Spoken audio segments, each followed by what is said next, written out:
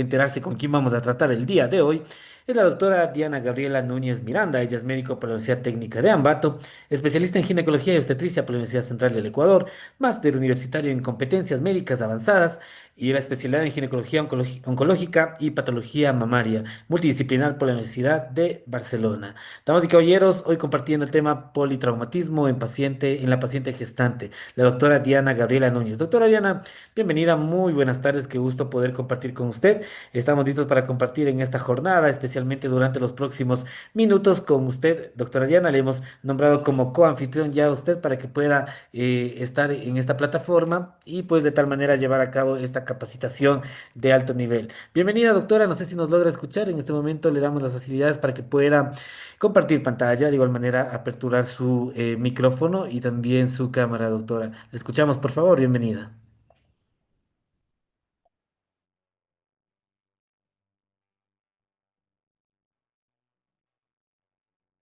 Tarde. Buenas tardes. Sí, recién tengo permiso al audio y pues bueno, voy a activar también mi cámara, no sé si me lo permite. Eh, Sí, pues sí. efectivamente, doctora. En este momento, de igual manera, le doy a usted el coanfitrión para que pueda usted compartir su cámara y también su pantalla, por favor. Allí que nos va a ir habilitando la cámara ¿Cómo también, doctora. están? Buenas tardes con todos. Ahí ya creo que me escuchan. Le Entonces, escuchamos y le vemos. Sí, doctora. ya me han presentado y pues bueno, empecemos con con la exposición, que me permita también compartir la exposición, ¿no? Sí, doctora, efectivamente. Ahí le Ya, estamos ya ya viendo la. que está compartiendo pantalla. Muchísimas gracias. Ya estamos. Colocamos en pantalla completa y estaríamos listos, doctora. Listo. Deme un segundito, por favor. Con mucho gusto, doctora. Ya. Bueno, buenas tardes con todos nuevamente y pues en la tarde de hoy voy a hablarles acerca de trauma y embarazo, ¿no? Entonces, permítame un momentito a ver si puedo desplazarle esto para la parte de abajo, esta barra, y me parece que puedo avanzar mejor. Gracias. Deme un segundito que me permita pasar la siguiente diapositiva, que no me da paso. Ya. En esta exposición vamos a tener el siguiente temario. Vamos a empezar con lo que es la introducción, los mecanismos de lesión, cambios anatómicos y fisiológicos del embarazo, la evaluación inicial, la evaluación secundaria y lo que es el soporte vital avanzado. Entonces, en la introducción, el trauma es la principal causa no obstétrica de muerte materna, ¿sí? Va a afectar una de cada dos embarazos en Estados Unidos y llegando a una mortalidad de 3,8 y fetal del 9,4%, ¿sí? La mayor incidencia va a dar lugar a una mayor incidencia de lo que es aborto espontáneo, ruptura prematura de membranas, parto prematuro, ruptura uterina, una cesárea de emergencia, desprendimiento prematuro de placenta y pues lo peor, muerte fetal intrauterina. Según una estimación de hasta uno de cada tres pacientes embarazadas ingresadas en el hospital por un traumatismo darán a luz durante una hospitalización. Y se debe considerar la posibilidad de embarazo en cualquier mujer en edad reproductiva. Por lo tanto, toda mujer en edad reproductiva lesionada debe considerarse embarazada hasta que se demuestre lo contrario. Entonces, recalcarles aquí que siempre a cualquier paciente con en edad reproductiva, siempre se debe solicitar una beta HCG. Y si esta es positiva, debemos realizar un eco para verificar que este sea un embarazo intraútero y ver las características de este embarazo. En cuanto a la introducción, tenemos que la atención involucra a dos pacientes, que son la embarazada y el feto. Y vamos a tener prioridades de tratamiento. Uno va a ser la reanimación eficaz de la embarazada, que es el tratamiento óptimo para el feto. El uso del desplazamiento uterino izquierdo durante la evaluación de la embarazada es fundamental para mejorar el retorno venoso y, por lo tanto, la hemodinámica materna y el flujo sanguíneo fetal. Entonces, como vemos aquí en el gráfico, siempre desplazar manualmente el útero hacia la izquierda nos va a permitir que tenga un mejor retorno venoso y mejorar la circulación materna. Y no se deben suspender las imágenes que incluyan exposición a la radiación si están indicadas para la evaluación de las lesiones de la embarazada. Entonces, valorando riesgo-beneficio, pues se deben realizar exámenes, claro, lógicamente con protección abdominal. Dentro de los mecanismos de lesión, lo que vamos a tener, dentro de los mecanismos de lesión que vamos a tener, existen algunos tipos. Vamos a tener lo que es una lesión contundente, una lesión penetrante y lesiones intencionales. ¿Cuáles son estas lesiones contundentes? La lesión contundente, dentro de este grupo principalmente están los accidentes automovilísticos. Sí, quiero que vean las imágenes. Este es el gráfico A, demuestra el uso incorrecto del el cinturón de seguridad. Obsérvese que el cinturón de regazo está demasiado alto sobre el útero, ¿sí? Y en la gráfica B podemos ver que se demuestra el uso correcto del cinturón de regazo y del cinturón de hombro. ¿Sí? Entonces, los accidentes automovilísticos se estiman que son de alrededor de 207 casos por cada 100.000 embarazadas.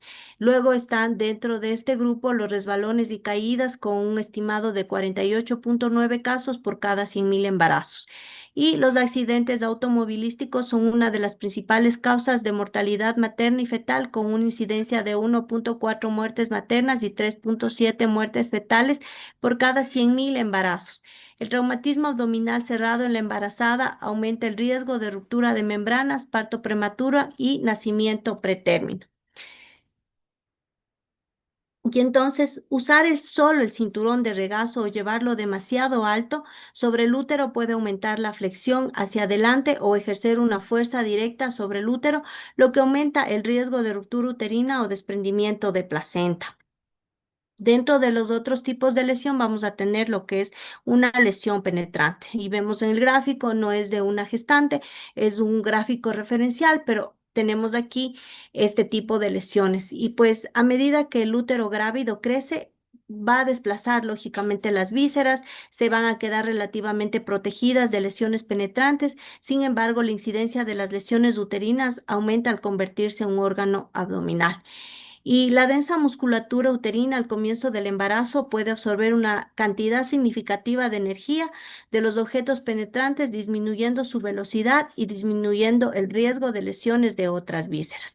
Y el líquido amniótico y el feto también absorben energía y contribuyen a ralentizar el objeto penetrante. Por lo tanto, podemos ver aquí en el gráfico, este tipo de lesiones van a tener un excelente pronóstico para lo que es a la madre, pero no así para el feto, porque generalmente o lamentablemente el pronóstico fetal generalmente es malo en este tipo de lesiones.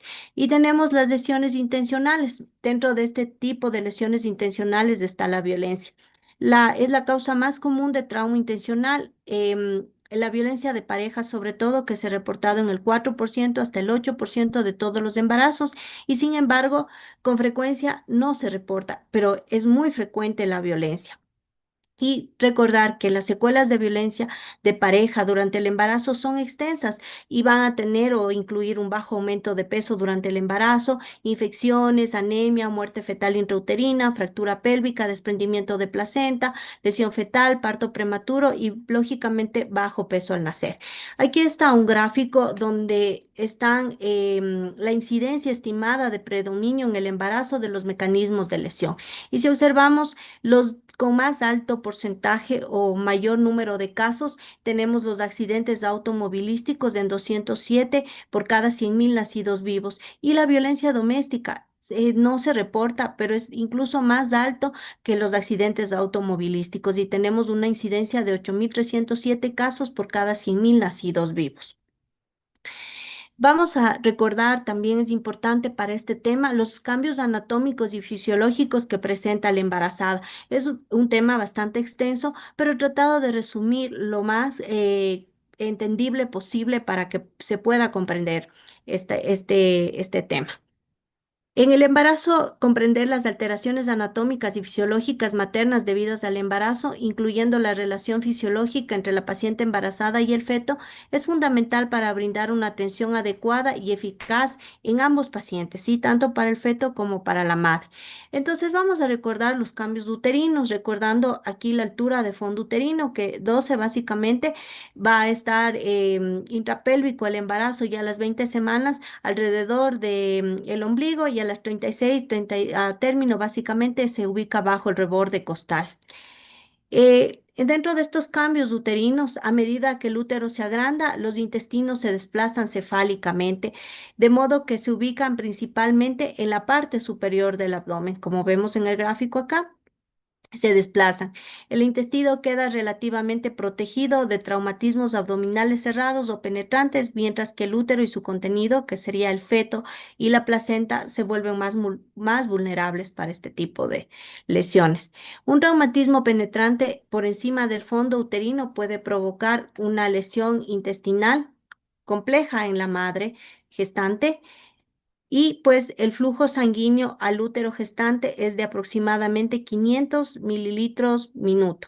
Entonces, este flujo es 5 veces mayor que en una no gestante, lo cual es significativo considerando que el volumen sanguíneo total promedio de una paciente embarazada es de 5.000 mililitros.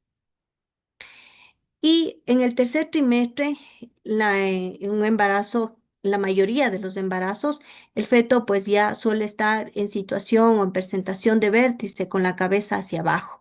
Y por lo tanto, recordar que las lesiones pélvicas al final de la gestación pueden provocar una fractura de cráneo fetal o una lesión intracraneal grave en el feto.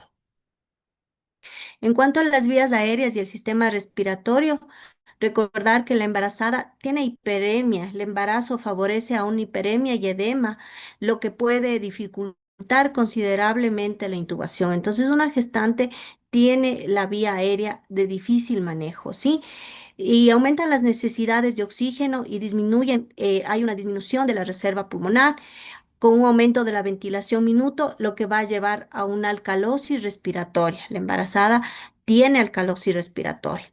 Hay una disminución residual funcional, lo que va a provocar una desaturación rápida y con apnea.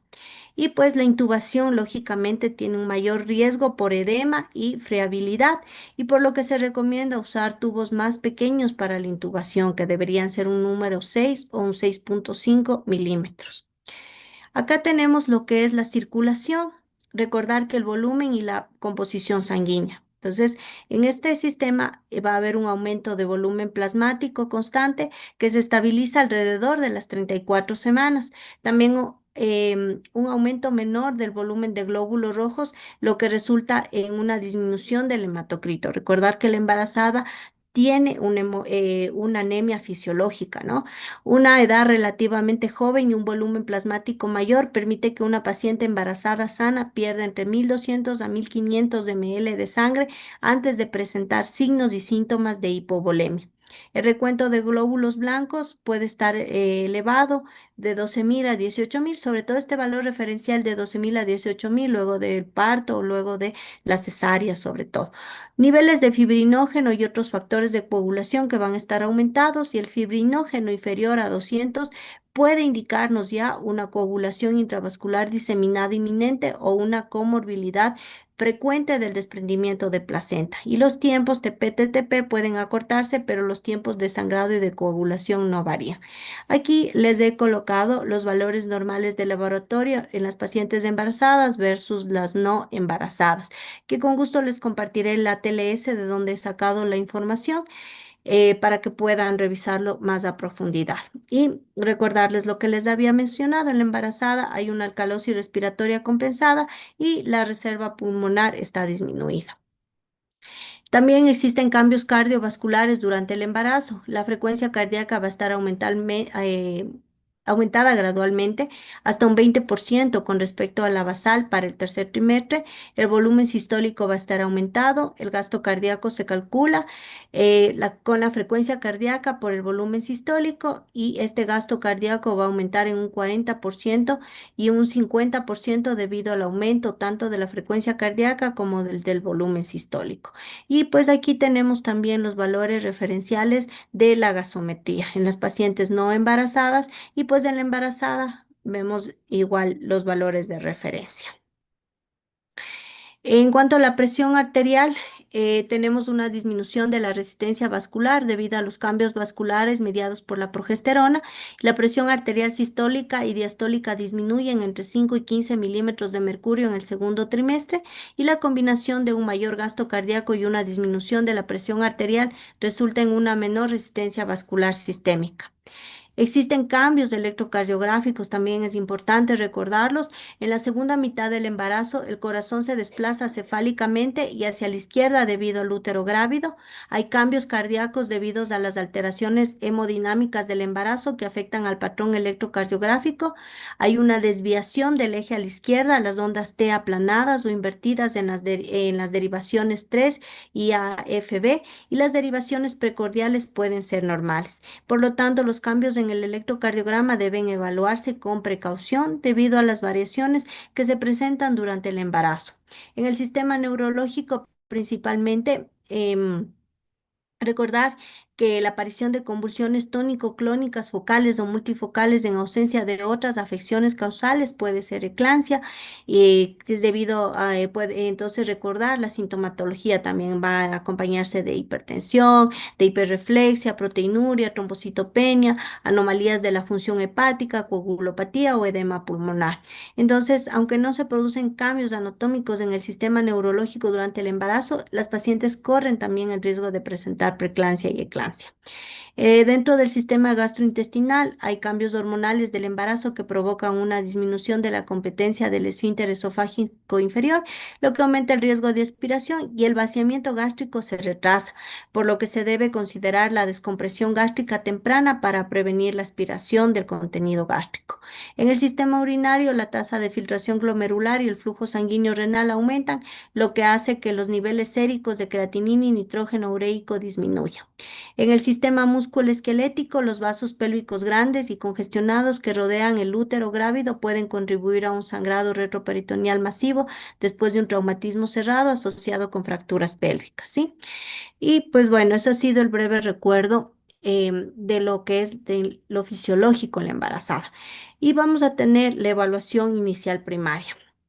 Los objetivos de la evaluación primaria para la paciente embarazada son los mismos que los objetivos descritos para la paciente no embarazada y por lo tanto el objetivo principal es reanimar a la paciente embarazada y es salvar al feto también. Los resultados fetales están directamente relacionados con la reanimación materna. El shock y la muerte materna son la principal causa de muerte fetal. Entonces, en la evaluación inicial en trauma obstétrico, debemos seguir el protocolo de la ATLS, la vía aérea, la respiración, la circulación y una notificación temprana al equipo obstétrico. Es fundamental el trabajo con el ginecólogo obstetra y el equipo de ginecología y obstetricia. La vía aérea requiere una preoxigenación, si requiere intubación, tratarlo de hacer en el primer intento, evitar dispositivos nasofaringeos y pues lo que ya habíamos visto anteriormente, una intubación con un tubo endotraqueal lo más pequeño posible, tamaño 6, 6,5 o 7 milímetros. La respiración, ajustar ventilación mecánica a valores normales del embarazo. Recuerden que había una alcalosis y la PCAO2 de 40 milímetros puede indicar acidosis respiratoria relativa e insuficiencia respiratoria inminente. Se debe administrar oxígeno complementario para mantener una saturación de oxígeno igual o mayor al 95% y si es necesario colocar un tubo torácico. Importante recordar el diafragma que puede estar elevado a 4 centímetros hacia el final del embarazo. Por lo tanto, la colocación del tubo torácico debe ser superior al cuarto espacio intercostal habitual, idealmente en el segundo o tercer espacio intercostal para evitar una colocación intraabdominal. En cuanto a la circulación, las embarazadas pueden perder una cantidad significativa de sangre antes de que se presenten taquicardia, hipotensión y otros signos de hipovolemia. Se deben administrar cristaloides o hemoderivados adecuados de forma temprana para la reposición de volumen según sea necesario para mantener la hipervolemia fisiológica del embarazo. Los vasopresores no deben ser el tratamiento de primera línea y el protocolo de transfusión masiva debe activarse de forma temprana en pacientes embarazadas con traumatismo cuando exista la preocupación de un shock hemorrágico. Y sobre todo, tratar de evitar la hipotensión permisiva, ¿no? Em, Tenemos también la reanimación por hemorragia. Recordar que las principales causas de hemorragia en la embarazada puede ser por una ruptura uterina o un desprendimiento de placenta y pues el manejo de la reanimación hemostática temprana con una proporción 1-1-1 que debe ser un plasma fresco congelado, glóbulos rojos y plaquetas y mantener una normotermia y normocalcemia. El acceso intravenoso de gran calibre debe asegurarse, básicamente esto resumiría también lo que es la clave roja, debe asegurarse por encima del diafragma. La compresión de la vena cava por el útero grave de posición supina puede reducir el gasto cardíaco hasta un 30% y causar hipotensión. El desplazamiento manual del útero, como lo vimos inicialmente hacia el lado izquierdo, puede aliviar la presión sobre la vena cava inferior y mejorar la hemodinámica de la paciente embarazada. Recordar importante también el acceso, el ácido tranexámico dentro de las 3 primeras horas va a reducir la mortalidad y es seguro utilizarlo durante el embarazo. No demorarse mucho en el uso del ácido tranexámico, de ser preciso, utilizarlo antes de cualquier otro medicamento, antes que la hidratación.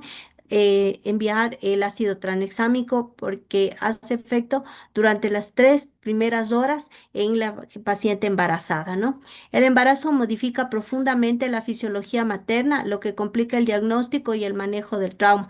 La prioridad siempre es estabilizar a la madre, adaptando las maniobras de reanimación a estos cambios para proteger también al feto, ¿no? Y miren, aquí tenemos un gráfico del acceso intravenoso de la paciente embarazada, dado que en las últimas etapas del embarazo el útero grávido puede comprimir la vena cava. La administración de líquidos por vía femoral o en las extremidades inferiores puede ser menos eficaz y siempre que sea posible, el acceso venoso debe obtenerse por encima del diafragma. El húmero es el sitio de preferencia para el acceso intraóseo. Acá tenemos el desplazamiento uterino lateral izquierdo, que la compresión de la vena cava durante el embarazo puede disminuir el retorno venoso en un 30% y el desplazamiento manual o la inclinación del útero hacia la izquierda, como vemos aquí en el gráfico, aquí es un feto sin el desplazamiento, aquí el feto con el desplazamiento y miren cómo se descomprime, ¿no? Y puede mejorar la hemodinámica. En el A tenemos la vista interna antes del desplazamiento, en el B la vista interna con el desplazamiento. Em, ¿Qué complementos se deben utilizar en la evaluación inicial? Pues el fast fetal, ¿sí? El fast fetal es el complemento importante de la evaluación primaria. Evalúa el número de fetos, la presentación fetal, la posición de la placenta, el volumen de líquido amniótico, la actividad cardíaca y la longitud del fémur. Al medir la longitud del fémur, si esta se estima que es más de 4 centímetros, ese feto es viable, ¿sí? En caso de inestabilidad materna, esta evaluación no debe retrasar las intervenciones maternas. Si no es posible realizar el examen fast fetal, se debe utilizar la ecografía o el Doppler para medir la frecuencia cardíaca. Entonces aquí vemos qué se realiza en el fast fetal, ¿sí? La realización de una ecografía fetal junto con la evaluación enfocada a la sonografía del trauma, FAST, puede proporcionar una información valiosa sobre el estado del feto. Sin embargo, no se debe retrasar la reanimación materna para realizar esta prueba diagnóstica. Entonces, la posición, vamos a ver primero en el número de fetos, si es uno, dos, tres o más, es un embarazo múltiple. La posición, si está cefálico, si está transverso, la posición fetal. La placenta, si está ubicada abajo, en el fondo, en el anterior o posterior. El volumen del fluido, si es normal, bajo o alto, o sea, la cantidad de líquido. La actividad cardíaca normal, anormal, ausente y la longitud del fémur que ya les había manifestado anteriormente, más de 4 centímetros nos indica que es un feto viable. Sí, acá tenemos un cuadro resumen de todo lo que les hablé, de lo que es el equipo de trauma, que se debe notificar al equipo obstétrico, compartir detalles del evento, asegurarse de que la máquina de ultrasonido esté fácilmente disponible. El equipo de obstetricia, por su parte, debe presentar al equipo de obstetricia al equipo de trauma y colocar los cinturones del monitoreo fetal en la cama, siempre y cuando sea una edad más de 28 semanas que nos permite realizar un monitoreo fetal electrónico, ¿no? Y pues aquí tenemos en la encuesta primaria visualizar si hay una hemorragia externa sangrante, evaluar, controlar la hemorragia externa masiva mediante presión directa, taponamiento de la herida y colocación de torniquetes según se lo indique, la vía aérea asegurar la restricción del movimiento de la vía aérea de la paciente y la columna cervical si está indicado, la respiración, oxígeno suplementario en intervenciones según esté indicado, la circulación, los accesos intravenosos o intraóseos, pulsos distales, realizar desplazamiento del útero lateral izquierdo si está indicado, otras intervenciones según sea el caso. Discapacidad, examen neurológico enfocado en el Glasgow, en la respuesta pupilar, en los hallazgos lateralizantes, la exposición al ambiente, descubrir todas las heridas externas y prevenir lógicamente la hipotermia, reanimación según esté indicado. Y en el equipo de obstetricia, pues asegurarse que todo esté indicado, realizar el lado de la cama, el estado mental, fugas, sangrado vaginal, dolor abdominal.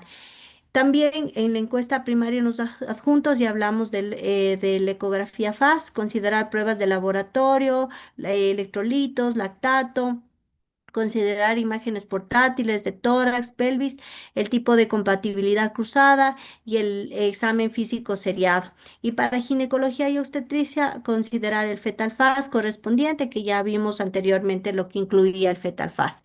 En la evaluación secundaria en trauma obstétrico tenemos la exploración materna, que va a estar el examen físico completo de lo que es la cabeza, el cuello, el tórax, el abdomen, las extremidades, el sangrado vaginal, descartar placenta previa con ecografía antes de la exploración vaginal, un examen con el espéculo para valorar si hay salida de líquido amniótico, si hay sangrado, si se visualiza dilatación cervical. En la evaluación fetal, ver si existen riesgos de ruptura uterina, desprendimiento de placenta, ruptura prematura de membranas, parto prematuro, muerte fetal. Determinar la edad gestacional, ya sea por historia clínica, el FUN, la fecha probable de parto y actualmente lo que disponemos son los ecos tempranos para corroborar la edad gestacional, sobre todo palpación uterina y altura de fondo uterino, el ombligo más de las 20 semanas, la viabilidad, el umbral general 23 a 24 semanas, algunos centros reportan supervivencia desde 22 semanas, con una adecuada neonatología, por supuesto, monitorización de la frecuencia cardíaca fetal. Si es alta, si la frecuencia cardíaca fetal está tranquilizadora y la madre también está estable, si el trazado es no tranquilizador o hay síntomas maternos, se debe monitorizar hasta 24 horas.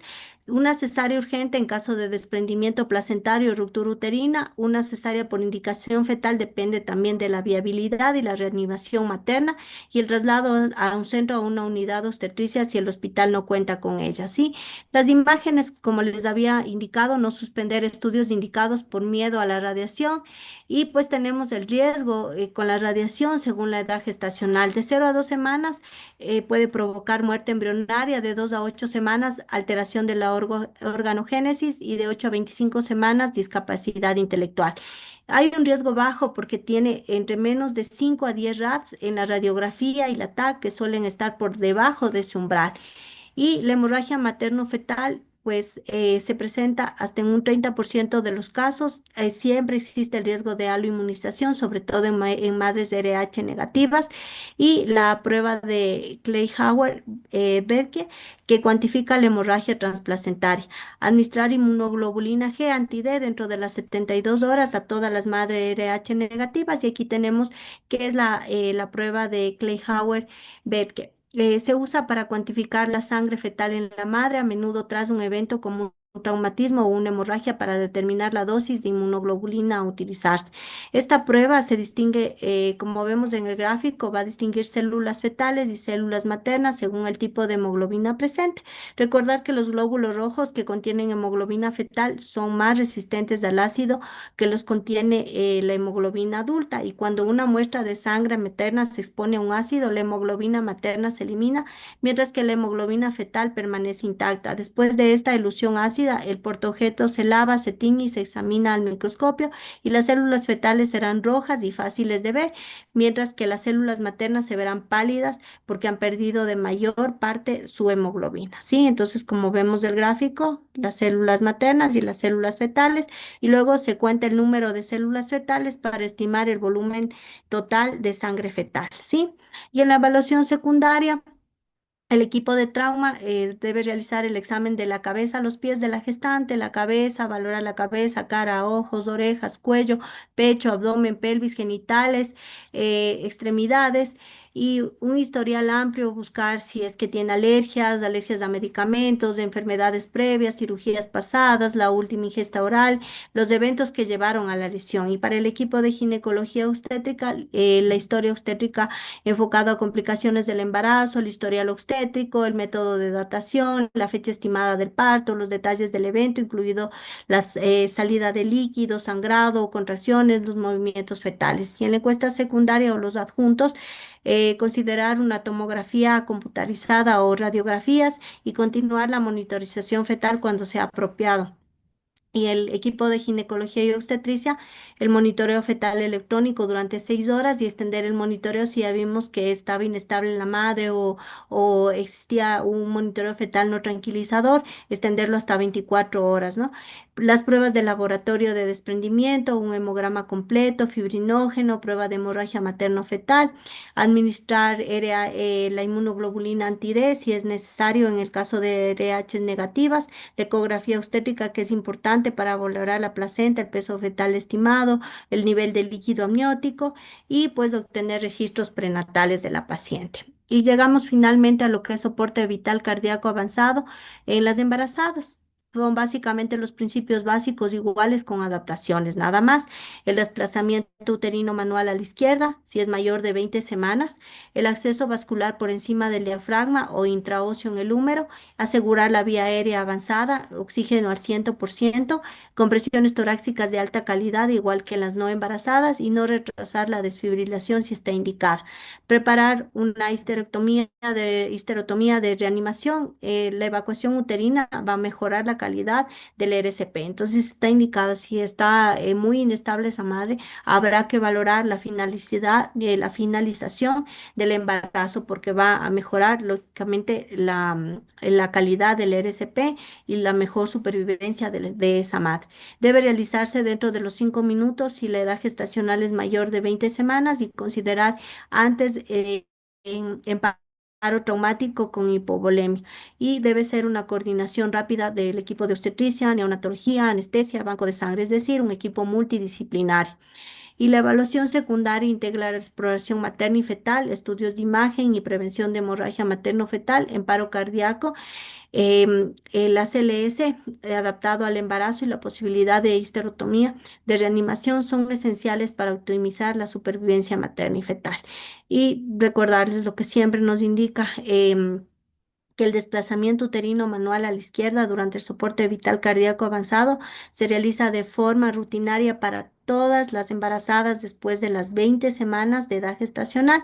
En pacientes con edad gestacional desconocida, el fondo del útero nos va a permitir valorar la estimación de la edad gestacional y pues tenemos algunas técnicas en las que se evita la presión hacia abajo para no empeorar la compresión de la vena cava inferior y tenemos en el gráfico A la técnica de las dos manos, como le ven acá, que es la preferida. Se retira el útero hacia la izquierda y hacia arriba y en la técnica B, con una mano se empuja el útero hacia la izquierda y hacia arriba y la edad gestacional indica indica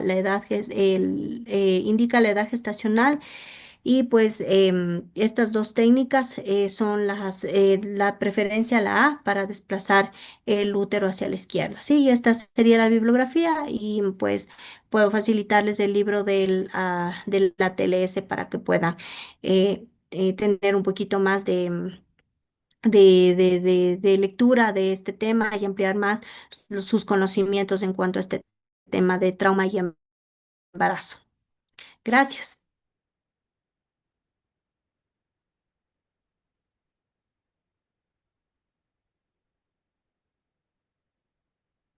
¿Alguna pregunta o algo?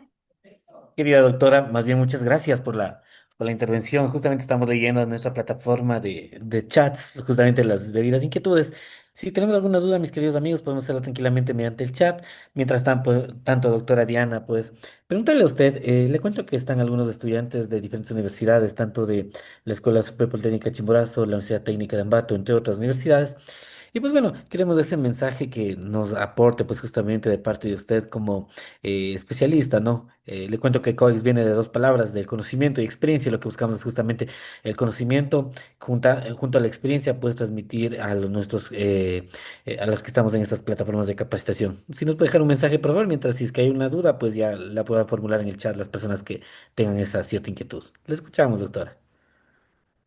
Pues bueno, al estar en un hospital, trabajo en un hospital público y pues bueno, hasta de mi experiencia, hasta el momento yo no he tenido una embarazada que haya tenido algún traumatismo y que haya necesitado operarse urgentemente y finalizar el embarazo. Pero mi sugerencia en este tipo de casos va a ser, primero, como vimos, la violencia, ¿no? La violencia es algo que las mujeres aún no lo denunciamos, pero siempre debemos realizar un tamizaje de violencia porque la paciente puede ocultar esta situación y qué tal si la paciente se nos muere al salir del hospital. Entonces vamos a estar en un gran problema. Siempre registrar en su historia clínica es importante en la hoja de atención en emergencia, sobre todo, realizar un tamizaje de violencia. Eso.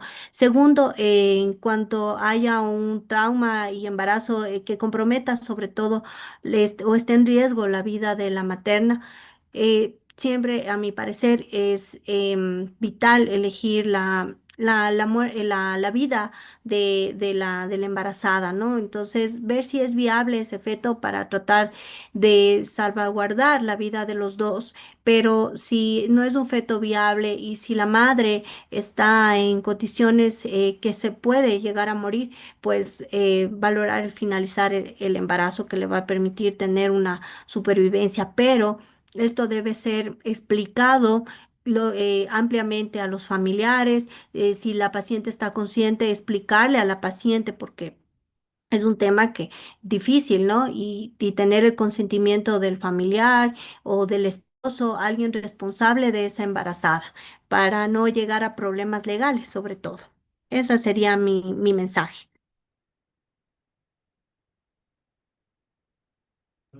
Muchísimas gracias, doctora Diana. Le agradecemos un montón por su conocimiento, experiencia. No tenemos dudas más que felicitarle a usted por el tiempo en la plataforma de COEX Capacitaciones.